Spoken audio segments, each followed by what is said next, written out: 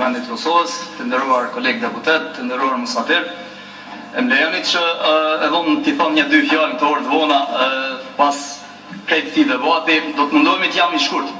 Unë përfaqësoj komunitetin egjiptian të Kosovës edhe detyrohem që dal këtu para jush edhe para opinionit qarë dhe deklarohem se unë do t'i hyj në qeverisje dhe do të votoj këtë qeverisje, por do t'i kam disa kushtet të cilat më obligon edhe komuniteti edhe situatat në cilën ne jemi duke kalu.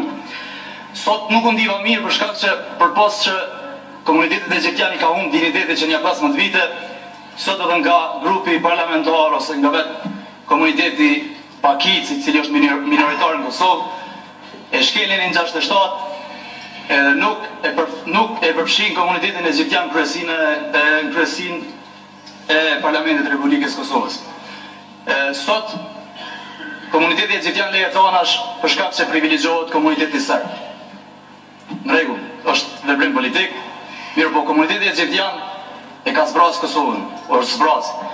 Ka një 4 muaj kur unë këtu para kësaj foltore ka marrë dhe ka qenë seanca vllogut edhe ka marrë për vetmin qëllim me paraqit shqetësimin tim ku nuk ka pas mundësi tjetër kënd. Domethënë nuk ka pas mundësi që unë as media, as para zyrtarëve tjerë ta paraqes shqetësimin e largimit masiv të komunitetit egjiptian dhe kam shfrytzuar foltorën dhe kam marrë dhe kam paraqit këtë rezume.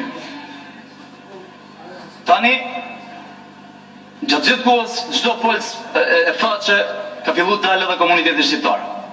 Sinqerisht nuk po bën më një mirë, po për një fakt po ndina mirë sepse me këtë rast po përfiton edhe komuniteti egjiptian, sepse u sensibilizu opinioni, u sensibilizu ndërkombëtarët, u sensibilizu forcat e sigurisë, cilat veç i ndërmarrën masat, e kjo ndodhi pas një 6 muajve. Domethënë pas 6 muajve u ndërmarrën një veprim ku sot ndoshta komuniteti im po privilegjohet. Unë do të hyj në qeverisje, por do të paraqes kushtet e mia, të cilat sigurisht që do të mundohem t'ia kthej dinjitetin komunitetit tim. Komuniteti im është 99% i papunë. Komuniteti im jeton në varfëri ekstreme. Komunitetin në cilën unë e përfaqësoj braktis çdo ditë shkollat, braktis çdo ditë procesin mësimor, edhe komuniteti im nuk trajtohet as i dorës parë as i dorës dytë, por ndoshta i dorës 7, 8, 9, 10, ku e diun më tepër.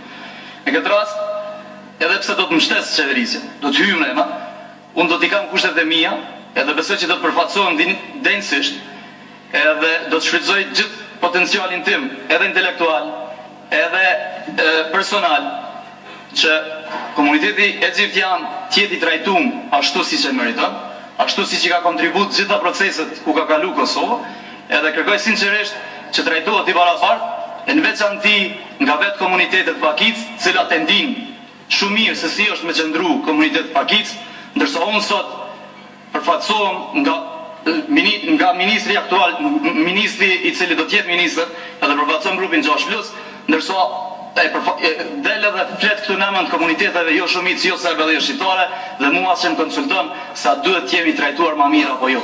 Domethënë, në anën tjetër, komuniteti egjiptian përpos asaj që kërkojmë nga populli shumicë t'jeti i trajtuar ashtu siç duhet, kishte më qenë mirë që sinqerisht ky komunitet trajtohet me një prioritet shtuar edhe të ketë kujdes me rastin e kthimit të këtij komuniteti në Kosovë, mos kthehet ky komunitet në Kosovë derisa të sigurohen kushte për jetesë. Nuk po kërkojmë asgjë më tepër, përpos asaj që të ketë kushte elementare për jetesë, të ketë një zhvillim, të ketë investim kapital, të ketë mundësi të barabarta të zhvillimit, edhe trajtohet si qenie njerëzore e jo si persona dorës 2 dhe 3. Po shpresoj që sonte do të procedojmë me qeverisjen, do e mbështesim mirë, por nuk do të qëndrojmë zë i heshtur, por do të kërkojmë gjithë ato që neve na takojnë. Faleminderit edhe një herë.